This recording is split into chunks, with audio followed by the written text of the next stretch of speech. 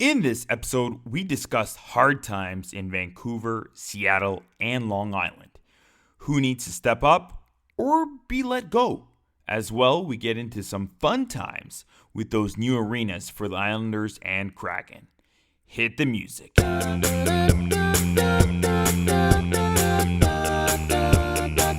want to thank our guests today. Always great having Nick, Jeff, and Christian on. Damn, that was fun.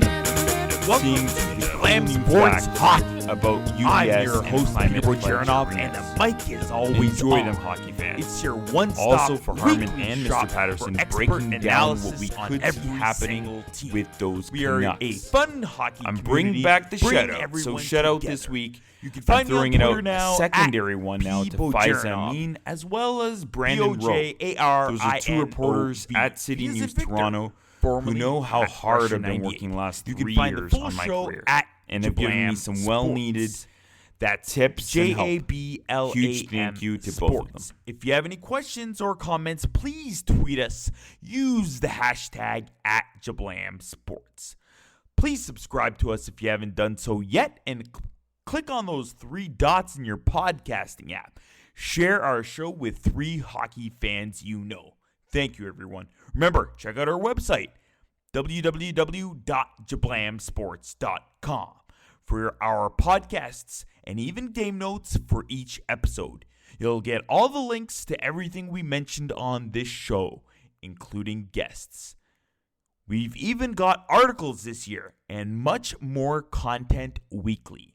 For our podcasts, click on podcasts on our website and then hockey on this show specifically, right on our website.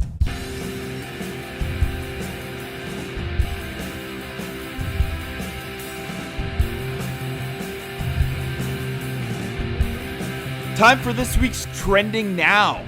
Joining me to discuss all things trending in new arenas are my pal Nick Gismondi. He's covering the Kraken now. You can find him on Twitter. Where, Nick? At Nick Gismondi, same on Instagram. As well, Christian Arnold. He's editor-in-chief at New York Islanders Hockey Now and co-host of Hockey Night New York. You can get him on Twitter at C_Arnold01. Welcome back, boys. Good to be here. Thanks for having us. The new arenas, it's crazy to see how cool and amazing they are. And I want to get into the windows. I think the windows is really interesting. I don't know. Because I don't see it that often in hockey arenas normally.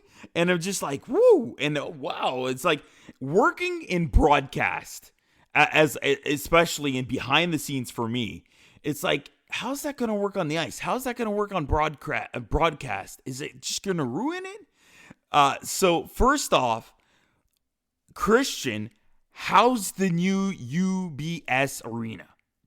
Well, I mean, I'm impressed that you didn't say USB because everyone seems to mix up those two, including Jigs McDonald, who said it twice during the opening ceremonies for the building, which was hilarious to see. But the building is absolutely phenomenal. John Ledecky and Scott Malkin and their partners in the development, which included Jeff, the Wilpons, and a lot of big names in this area when it comes to development have done a phenomenal job with the building. It lives up to the hype, and I was actually just talking about this on Hockey Night in New York the other day.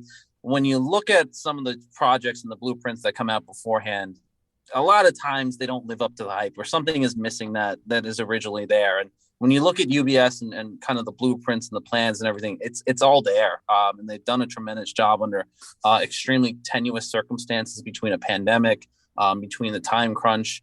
It's amazing. I was there a week ago before the opening for an event for one of their food stands, and there was still a ton of construction going on, and there were things that weren't done yet. And then we walked into the building on Saturday for the pregame skate, and then obviously the game, and you would never know it. Like, you would never know a week before that there was still a ton of construction going on. That they've done a tremendous job of including a lot of modern amenities while keeping the building somewhat traditional of an old style hockey barn. And they've done a great job of just including the fans in a lot of the new building at UBS Arena. There's a place where every season ticket holder's name is. There's a portion of the arena which has a nod to the meetup groups that have come to be over the last couple of years, and their logos are above the ice at one end of the arena. These little nods to local establishments like Blue Line Deli, which opened in the middle of the pandemic and has become a staple for Islander fans that flock there, from as close as where it is in Huntington on Long Island on the North Shore to, I was there yesterday and there was a man there from Charlotte, North Carolina, who had come to see, obviously for the arena opening, but drove to Huntington to go to the deli. They included Offside Tavern, which was a big Islanders themed bar in the middle of Manhattan. And that was a huge gathering place for Islander fans.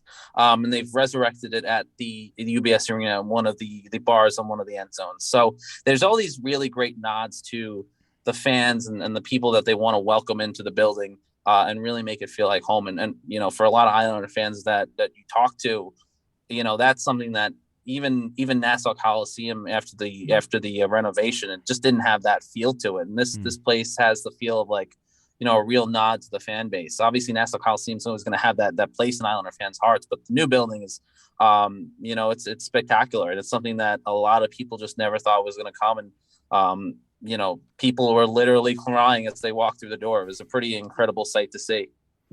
Sweet. And then on the West Coast, we've got Climate Pledge, and it's basically a redone arena, Nick. What have they kept from the old one?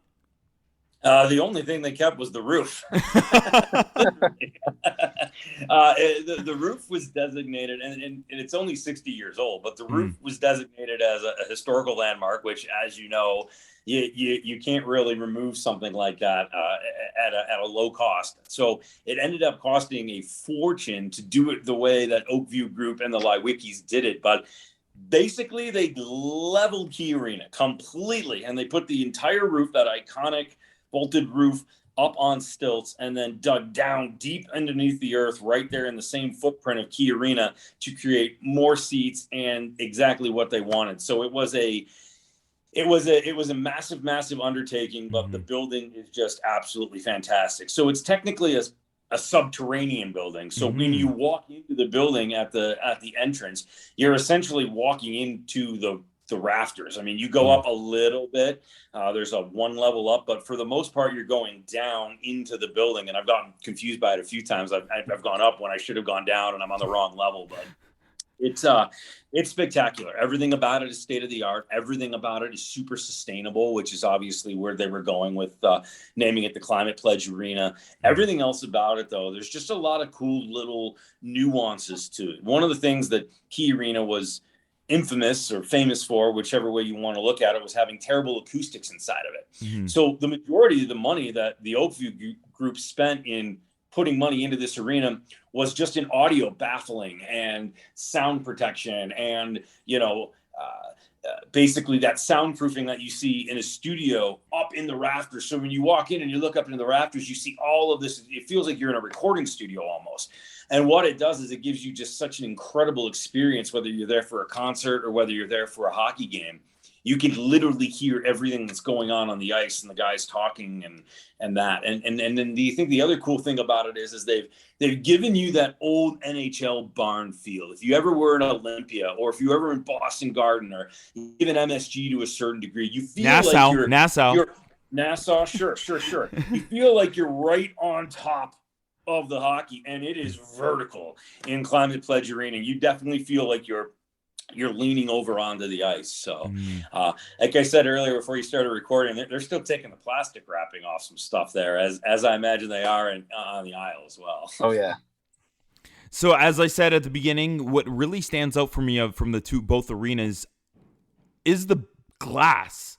It's unique, and you can kind of see how the glass, the sun comes through, especially I think because they've grounded into the building the ice for Climate Pledge. Has that been any kind of factor in terms of broadcast, at least? No, I mean, they haven't played a day game in Seattle just yet, or broadcast wise, but we've been in there for morning skates. There's no sun on the ice the way that they have it set up. They do in a worst case scenario, have essentially blackout curtains that can be lowered down. So they've been doing that for concerts as well at night, because the cool thing about Climate Pledge Arena is that they dropped it. What you have to know about that general area, it's essentially like you've dropped an arena in the middle of a small town, even though it's in the middle of Seattle. So they call it City Center. It's in the footprint of the Space Needle. I mean, the Space Needle shadow is basically over Climate Pledge Arena. And that area is just such a hustle and bustle area. There's a grocery store across the street. There's condos a half a block away. There's little bars and restaurants just literally 100 feet from the front door of Climate Pledge Arena. So you put it in this area. And I was talking to my broadcast partner, Ross Fletcher, who's lived in Seattle for a long time now. And he said, Gizmo, he goes, this just rejuvenated the city. And the cool thing about those windows is that it is on the mezzanine. It is on the plaza area. And if you're walking around outside Climate Pledge Arena and a hockey game's going on, you could stand against those windows and you can see the hockey game being played, and you don't have to pay for a ticket. So it's this super inclusive way to like bring people into the experience, even if they're not inside the arena. You literally can stand against those windows and you're at one end of the rink and you can see the whole game play out. Yeah, I get that feeling too from baseball games, and I would go to my buddy's place that lives right across the street from Skydome, Rogers Center now, but we still call it Skydome here in Toronto. And you could see half the field. So I'm like, oh, there's a nice hit. You can see it. Why am I even going to paying for the game if I can see it from your arena, your apartment? Exactly. It's awesome. Exactly. All right, so let's look at how both teams are playing. I know, it's tough. We got to talk about it. The Islanders, of course, started on that long road trip, waiting for the unveiling. 5-6-2 start, and now 0-2 at UBS. We know there was still some COVID issues with the team. How's that playing out right now, Christian? Yeah, you're saying the Islanders, it's a product of a lot of different issues. The COVID issue, I mean, was just the icing on the cake this week between Ryan Pulock going down in Florida and being injured. And you lose Josh Bailey, who's still in Florida in COVID protocol. You add Ross Johnson and Anders Lee a couple days later, and then you add Andy Green and Adam Pellick. Anthony Beauvillier was on it at one point. He came off because apparently the test was a false positive, but Kiefer Bellows goes right back onto the COVID protocol list. So the Islanders have been hammered by COVID protocol, or players going into COVID protocol, which they largely avoided last season. But it was the icing on the cake because it was just a combination of an issue with a third of the team, almost a third of their regular roster not being on the ice, but coupled with the fact that the Islanders had already really been struggling for a better part of the season through the first 13 games. They haven't looked like themselves for, the last 6. They've lost 6 straight now.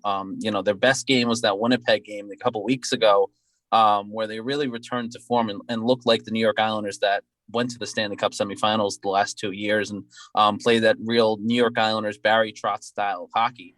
But since then, they've certainly come away from that, even with the regulars in the lineup. The biggest thing to me has been the loss of Nick Leddy and really how that's proved to be such a problem for the Islanders, and they haven't been able to replace that. And anyone who's watched Islanders hockey knows that a large portion of their game is spent on defense. And that's the biggest emphasis in the Barry Trotz system is the defensive part of the game. And that includes generating offense. And the Islanders don't have a lot of great transition players. Nick Leddy was a really strong skater. And that's not something that you can teach someone else to do and an easy hole to fill. And so they've really struggled without him transitioning through from the defense to the offense, which has really been a key part of their offensive opportunities that they create, even from a defensive standpoint, even from a forward standpoint. So it's been really tough for them to replicate that. And because of other defensemen struggling, Zdeno Chara hasn't lived up to the billing that the Islanders needed him to be there. Noah Dobson, who was a younger defenseman who was looked to kind of be that Nick Leddy replacement, he struggled a lot this season between being paired with Zdeno Chara off the bat and then trying to stabilize himself with Andy Green, his old defensive partner back there. Then the Islanders have had to mix up their defensive pairings with Adam Pelech and Ryan Pulock being split up to compensate for some of the defensive shortcomings with Zdeno Chara and needing to move Dobson around and Chara around. And so that's really created a larger issue. And then the Islanders offense just hasn't been scoring. You're seeing guys like Zach Parise and Kyle Palmieri who were brought in to kind of add to the offense that was already there. Now, granted, Zach Parise wasn't coming in to be a 30-goal scorer or anything like that, but even the fact that he struggled to put goals in the back of the net have been cumbersome to the Islanders' offensive game. And when the Islanders' top six isn't even scoring at this point, then you add to the fact that Parise isn't playing well. You're adding to the fact that Oliver Wahlstrom, although he's played great and has a lot of these great offensive moments, he's kind of been in the Barry Trotz doghouse, more recently. So there's a lot of issues that were being compounded, and then you add on injuries, and then you add on the COVID, and then you add on, kind of the stress of opening a new arena and trying to get back on track in that. And it's been a really interesting time around the island. You would never have thought that 2 games into a brand new building that fans have been waiting for 3 decades, the team would be being booed off the ice. All right. So in our preview episodes, both teams were projected to be way up there. Season 7, episode 1 and 2, we had the preview episodes. The Metropolitan Division, of course, everybody it was an overall resounding number 1 finish. What's one quick thing, Christian, that you say this is one thing they could do that will turn this team around to be somewhat close to where we thought the Islanders would be? That's a great question. I don't think right now they just need to win a game. They need to get back to their style. And really they need to bring in a defenseman to replace Nick Leddy. Because I think you do that and you start to at least curb some of the other issues that have been going on. If you're able to move Adam Pelech and Ryan Pulock, once Pulock is healthy, back together, I think that solves a lot of some of the defensive issues. And then you have someone that can kind of be that quarterback, if you will, and improve their transition game. And then that kind of kickstarts everything else. So I think that's the biggest thing right now is they need someone to be that Nick Leddy type player. All right. And in Seattle, Nick, the consensus as well for them, I think everybody thought they were going to finish about 3rd in the Pacific. Even yourself had them going 3rd. And we all see now that's probably not going to happen. Where do you see them now at season's end? Yeah, I'm not going to count them out yet. I think yesterday showed me a lot about who they are, and I've seen a lot of who they are in a team. Everybody can try to ascertain what a team looks like when they're successful. But for me, the proof in the pudding is when somebody's down on the ground or when they're on the mat trying to get back up. And what I've seen out of Seattle is that they're capable of doing that. A little bit of a tailspin there on a losing streak, but certainly a massive bounce back game against the Washington Capitals, even though Washington was admittedly light and at the end of a Western swing, but they played the way that they're supposed to be playing. And, I told you earlier, I grew up in a military family.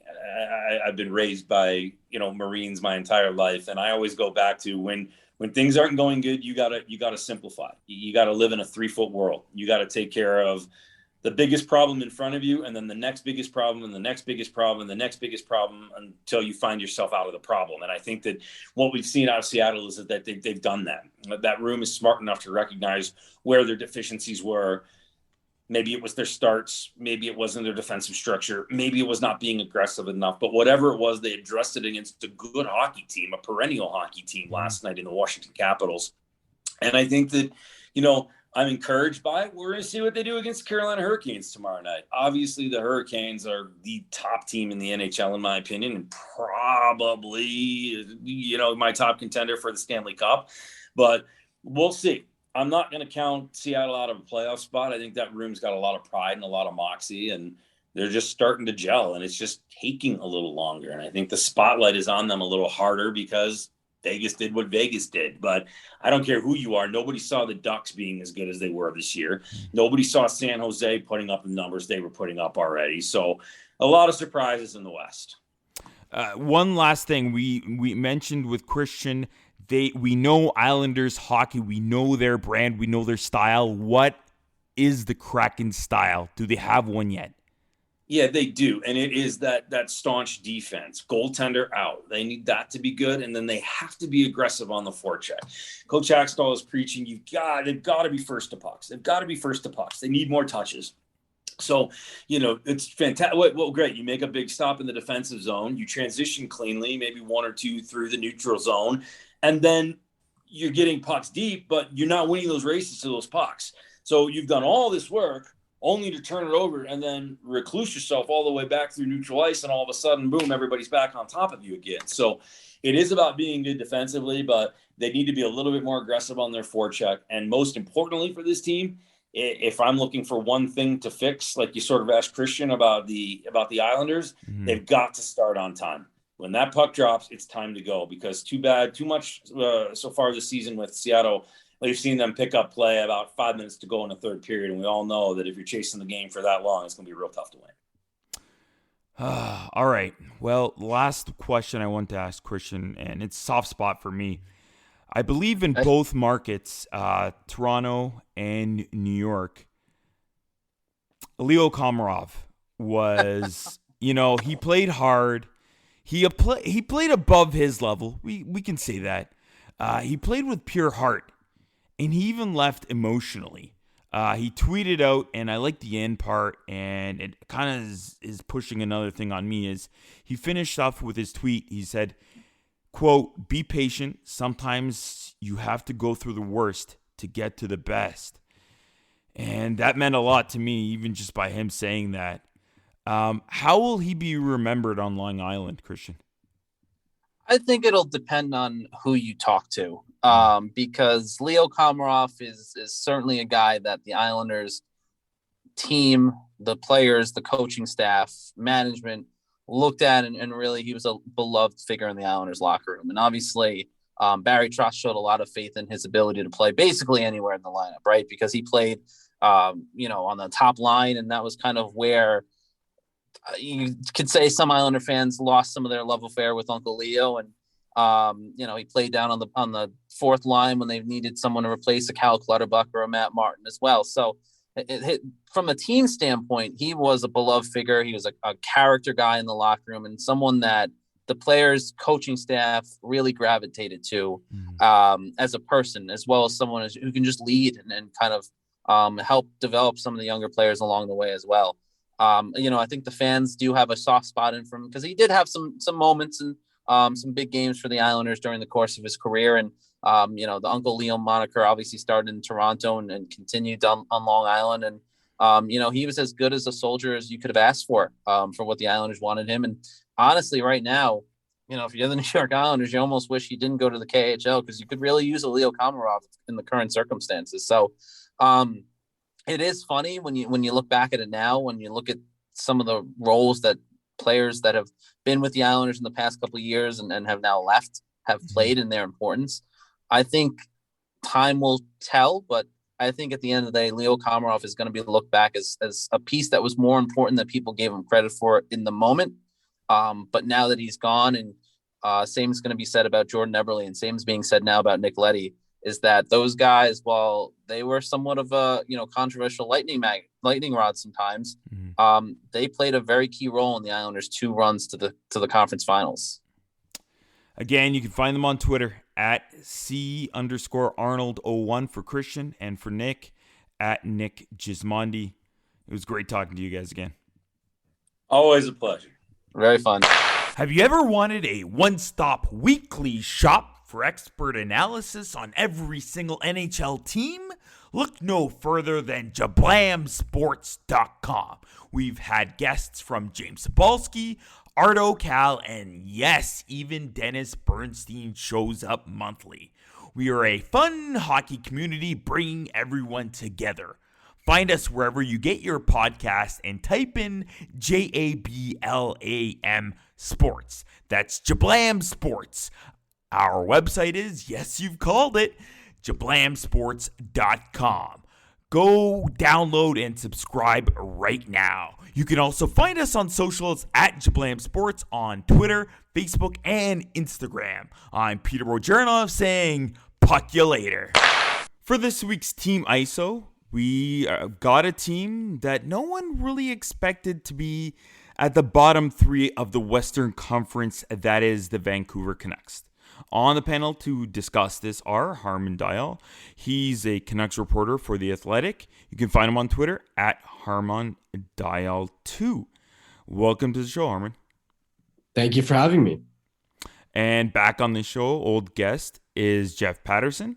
He hosts the Rink Wide and is a Canucks reporter for Sekeres and Price. You can find him on Twitter at Paterson.Jeff. Welcome back, Jeff. Yeah, thanks for having me.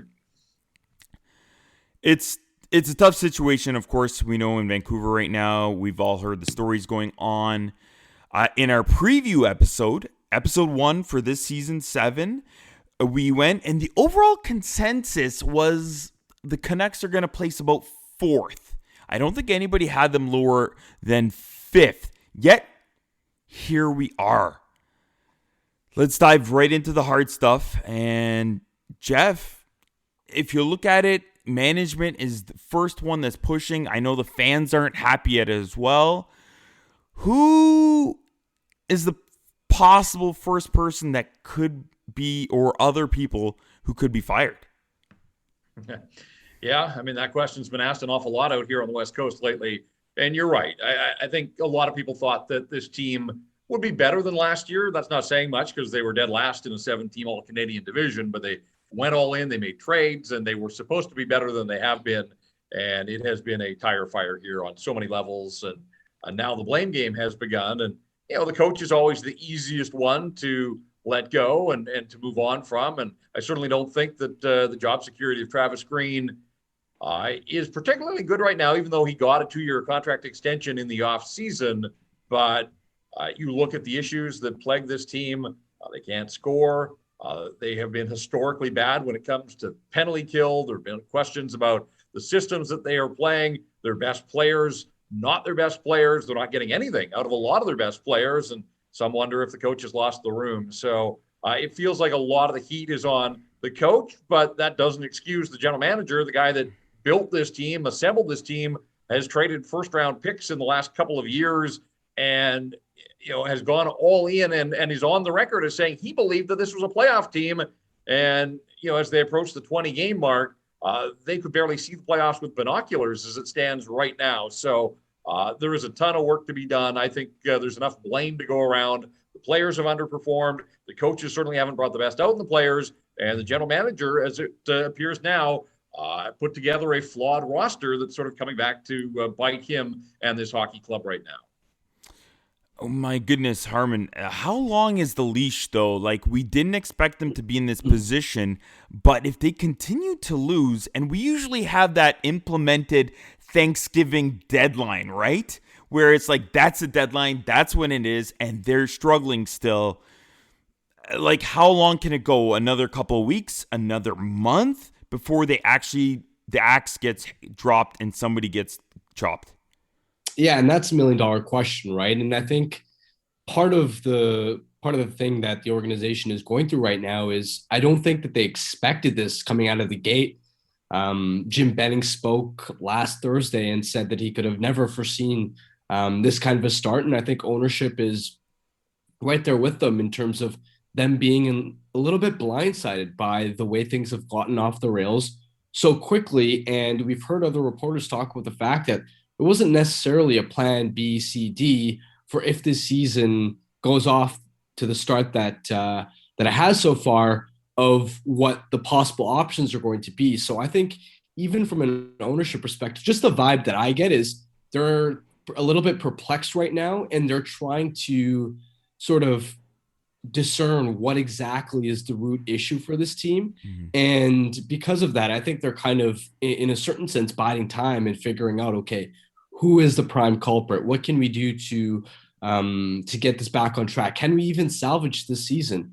Because if you look at it right now, and a lot of fans can look at the Canucks relative to a playoff spot and say, oh, well, they're only 5 points back. Even with the start that they've had, there's 63 games left to go. That sounds on the surface like a lot of runway, but the thing you've got to keep in mind is, including Nashville, there's, I think, 6 teams that the Canucks would have to leapfrog in the Western Conference just to get that second wildcard spot. Historically, it's taken 93 points to claim that last wildcard spot on average over the last 5 full NHL seasons. To hit 93 points, the Canucks would have to play at a 103-point pace over the balance of the rest of the season. For context, only 5 teams in the last full 82-game season were able to play at a 103-point pace or better. So the Canucks are already at a point where they need to be one of the hottest teams in the NHL just to have a chance at sniffing the last wildcard spot. It's early, but it's already really, really bleak when it comes to the playoff picture.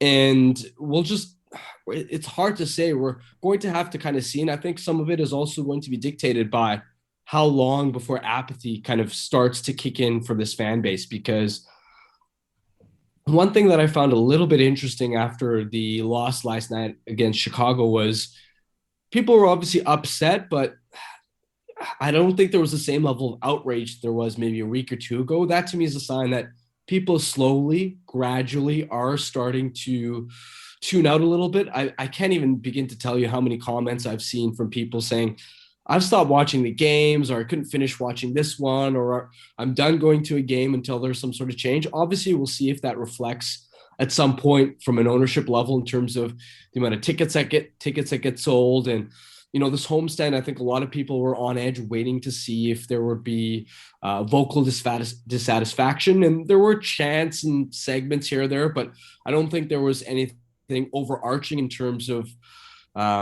something that ownership couldn't ignore. So I think those are factors that are going to matter as well over the next handful of weeks, because at a certain point, we all know this is a tire fire, but whether this starts to affect the casual fans' interest in this franchise is going to matter, especially from a brand management perspective. So, I honestly can't tell you when a change is going to happen, but the way this is trending, something has to give here. You're talking about the casual fans. They're not coming to games. You want to see games. You want to see good games. You want to see the team win. But you want to see, like me as a fan, I would still go to maybe bad Leaf games. But you get the excitement. You get the thrill. And when you said, again, pinpointing, what it is, that immediately makes me think, Matthews and Marner struggling and, in Toronto in the same market, that's Elias Pettersson. He's the highlight reel machine as well. He looks like he is struggling. And I think if you pinpoint it, he could be one of those factors. If Marner doesn't do well and he's not getting the puck to Matthews, if Pettersson's not doing too well, he's not getting the puck to maybe Bezer or someone to score. So it possibly could be a bit of on him and its confidence of maybe him, having low self-esteem, trying to do too much on the ice. What can you do to maybe fix that confidence in Pettersson's game, Jeff? Yeah, and everybody's been waiting all season long. Of course, he missed training camp and most of the preseason with his contract squabble along with Quinn Hughes. Quinn Hughes hasn't really shown any signs that layoff affected him. I think it's important to remember with Elias Pettersson, he missed the final 30 games last year with a bit of a mystery wrist injury. We know the nature of the injury. We don't fully know the extent and how it impacted him in his offseason training. He has said repeatedly that it didn't, that everything's fine, but to watch him on the ice, he doesn't look anything like the player that burst onto the scene in the National Hockey League, won Rookie of the Year, and then backed that up with another really solid season where everything just flowed instinctually. Like, he made it look easy, didn't overthink the game. And I do think that some of that has happened this season. With a contract of $7+ million comes expectations, and maybe he's wearing a little bit of that. But this was a guy that did things early in his career that we just hadn't seen in decades from a player. Almost go back to Pavel Bure, and it's not fair to, I'm not making the comparison, but just in terms of the excitement level that fans latched onto. And Elias Pettersson showed that early on. The guy scored 10 goals in his first 10 games in the NHL. Like, who does that? Not many guys. And the player we're watching now is a far cry from that player. And it just feels like this city wants to believe every time that he makes a play with the puck, they want to believe that he's turning a corner and that it's going to come here quickly. But he's gone quiet offensively. And it's not just him. Brock Besser has 4 goals as they near the 20-game mark, and one of those was into an empty netter. In fact, his last goal 7 games ago was an empty netter. And so there hasn't been much offense from Brock Besser, who led the team in goals and scoring last season, and Bo Horvat, the captain, and a guy that generally, you can count on to show up and turn in an honest performance. And in fact, the captain, who's not terribly outspoken, but last week accused teammates of being passengers, Bo Horvat has gone 7 games without a goal and has 1 in his last 12. Like, these are the main characters on this Vancouver team in terms of offensive drivers and offensive producers, and nobody's doing it. And that's a caustic combination. And so, Harm's talking about the homestand here recently. Look, they played 10 games at home. They scored 22 goals total. They got shut out 1-0 by Chicago in their last home game.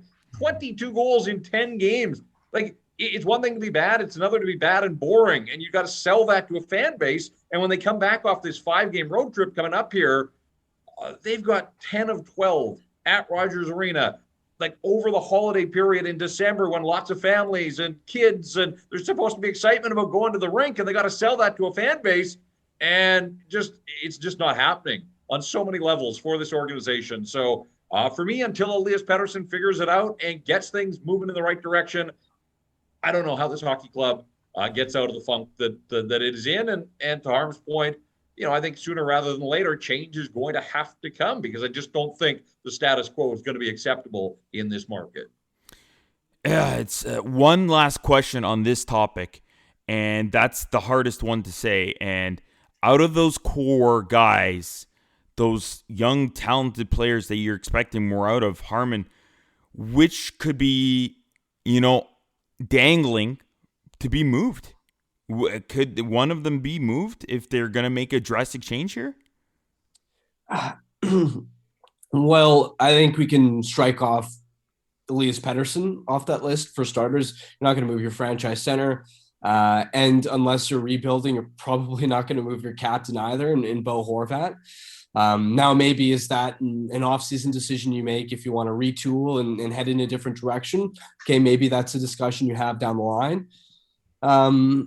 Brock Besser, the problem with trying to make a trade right now is, number one, you've got GMs circling like sharks, ready to take advantage of you. No one's going to be looking to throw you a lifeline here. And I just don't think that this team is one trade away from fixing things, to be quite honest with you.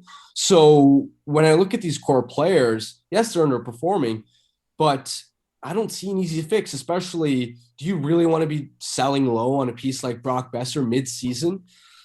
It's just, and let's say you've come to the conclusion that you want to shake up the room, you want to make some kind of big move, and you look at a piece like Besser and say, okay, let's see what's out there on the market. How many teams have the kind of piece that the Canucks would actually covet in that kind of trade and would be willing to move that piece mid-season?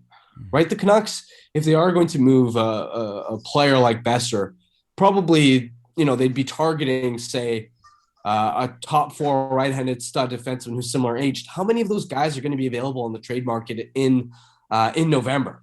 It's just, I can't see a scenario where that happens. You're going to be moving these guys for cents on the dollar.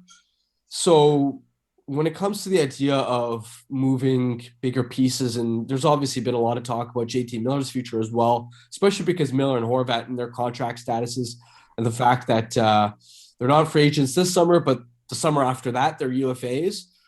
Those decisions, I think, are going to be had in the offseason. Those are decisions that have to be made once you've crystallized who your key organizational leaders are going to be, where I would be surprised if Jim Benning is still the one at the helm making those decisions if this team misses the playoffs. So I think before you even get to the point of talking about making moves off this roster, I think you have to really figure out what's the direction of this franchise. Who are you bringing in to kind of stabilize and help your organization towards the next chapter? And then you kind of bring in a fresh set of eyes to evaluate the organization top to bottom. I don't think this is the time to be going out there and making some kind of panic trade, moving in core piece for cents on the dollar. And yet we've heard rumblings and reporters out there speculating that could they be looking at a wake-up call type trade to try and light up the room to spark something. But for me, I just don't think that that's the answer right now. Let's push away from the tough outlook of how it's going right now. But you mentioned Harman, JT Miller. He's had another solid season here to start so far. Top 10 in league in scoring, 7 goals, 12 assists, 19 points, easily on pace for one of his best seasons of his career. He's been playing well as a Canuck.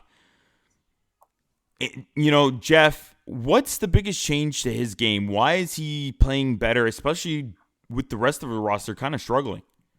Yeah, and sometimes you got to be careful about getting fooled by the numbers. I mean, you can't argue the points and the goals and the assists are there, but by JT Miller's own admission after the Canucks got shut out by Chicago, a real moment of sort of honesty and clarity. And he said, I don't think that I'm playing my best. I think I've got another gear to give here.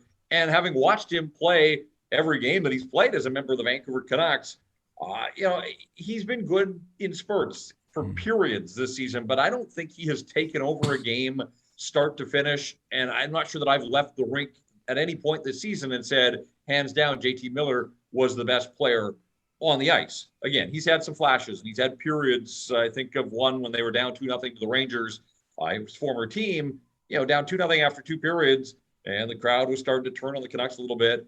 And he had a big third period. The Canucks tied the game, and then he scored the winner in overtime, so a 2-goal night.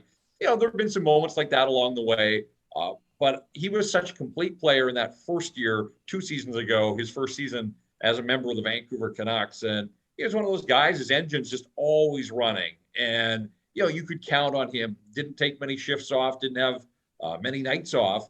And then last year was such a bizarre set of circumstances under the cover of COVID and the fact that there were no fans in the stands. And, this is a guy that wears his heart on his sleeve, and you could hear every time that he was frustrated, the outbursts were audible because there's nobody in the building. The losses mounted. And I think he took a lot of it personally. I don't think he was thrilled with the way the organization handled the whole COVID crisis. You'll recall that he was sort of asked to be the face of the players in the wake of, remember they tried to get the Canucks after the COVID outbreak to play back-to-back games to start after they'd been off for 3 weeks, and the players sort of rose up, and JT Miller was an impassioned spokesperson basically for the players that day. So he's bounced back. And again, he's a talented player. The points are there. But I tend to agree with him that I do think that there is still room for improvement in his game. And as Harman mentioned, with this year and then 1 year left on his contract, there's already a lot of talk about, would he want to resign here in Vancouver if they're not getting this thing moving in the right direction? Does he want to go back to the States? He's an American. There are a lot of unanswered questions about his future in Vancouver. And I certainly think that, the Canucks aren't going to let him walk for free, that he looks like he'll be a trade chip at some point, whether it's this season or closer to the trade deadline in that year leading up to his unrestricted free agency. But, for the most part, you can bank on him showing up, competing, and playing hard. But just because he leads this team in scoring, I don't know that necessarily means that we have seen the best of JT Miller the way that I think we did 2 years ago in his first season when he just found instant chemistry with Elias Pettersson, and Brock Besser was on that line as well. And that truly was one of the best play driving lines in the National Hockey League 2 seasons ago. And that's one of the big problems out here this year. Those 3 guys, they played a lot together and they just can't figure it out and find that chemistry that made them so effective 2 years ago. All right, Jeff, I tried to throw a lifeline with a player that looks like he's playing well, but I guess he isn't to the best of his level. Last question, Harman. The number 1 prospect not playing on the big team, he is this season, and that's Vasily Podkolzin.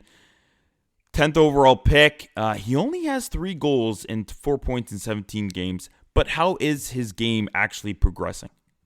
I think it's progressing really well, and a lot better than the point totals would sort of indicate. I see a player who in preseason had really struggled to kind of find his stride a little bit. You could tell that he was learning on the fly in terms of understanding what his role is in an NHL environment, the smaller rink size, the new language, new systems, new teammates, all of those factors. And you could tell he was overthinking a little bit and not quite unsure. He was hesitating in certain situations. And each game, it just feels like he's started to grow in confidence. He started the season and he was only playing, 6, 7, 8, 9 minutes a night.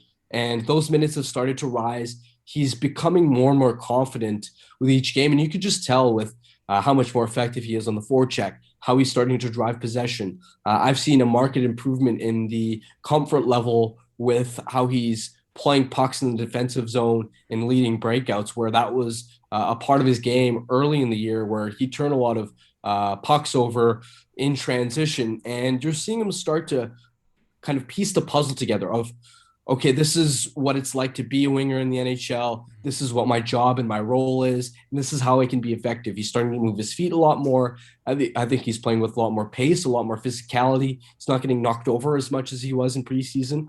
And overall, you're seeing him just grow and grow. And Travis Green has talked about it. It's part of the reason why he's earned a longer leash. And when you do look at a lot of the underlying numbers, play driving wise, he's been one of the Canucks' better forwards in helping his line control possession, create scoring chances. And so you're obviously going to need to wait a little bit, I think, for the offense to fully come. And I think Vancouver's used to having prospects like Paterson or Besser or Hughes or even Höglander hit the ground and immediately become electric impact core pieces. I've always felt with Podkolzin that it would be a slower burn for him becoming, say, a top 6 player in the NHL. We're starting to see the progression. That's the biggest thing that I look for. He's not going to be the type of player that scores 40, 50 points in his rookie season. I think that much is obvious, but I don't think that should take anything away from the improvement that we've seen in him becoming a more complete player each and every night that I watch him. Well, the Canucks, they're in thick early on this season. I still think they have a bright future in there somewhere, especially with Podkolzin between the pipes and everything. Again, you can find them on Twitter at Paterson.Jeff for Jeff, and for Harman at Harman Dayal 2. Lads, thank you for joining me. Thank you. Thank you.